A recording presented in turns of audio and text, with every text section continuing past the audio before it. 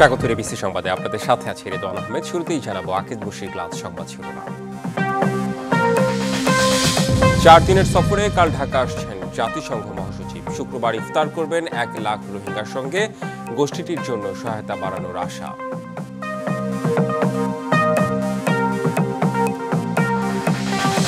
এবার শাপলা চত্বরের ঘটনায় শেখ হাসিনার বিরুদ্ধে গ্রেপ্তারি পরোয়ানা। হেফাজত কর্মীদের হত্যা, নির্যাতন সহ মানবতা বিরোধী অপরাধের অভিযোগ।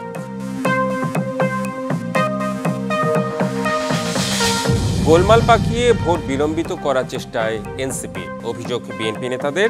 আগামী জুলাইয়ের মধ্যেই নির্বাচন চায় দলটি। ধর্ষণের কঠোর শাস্তির বিধান রেখে আইন সংশোধনের উদ্যোগ নিচ্ছে সরকার। সচিবালয়ে উপদেষ্টার কাছে ধর্ষণ বিরোধী মঞ্চের স্মারকলিপি।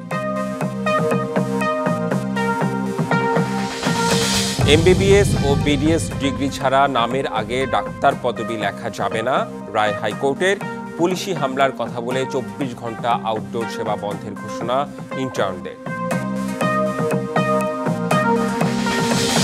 এবং আন্তর্জাতিক ক্রিকেট থেকে অবসরের ঘোষণা দিলেন মাহমুদুল্লাহ রিয়াদ। বিদায়ের বার্তা দিলেন ফেসবুক পোস্টে।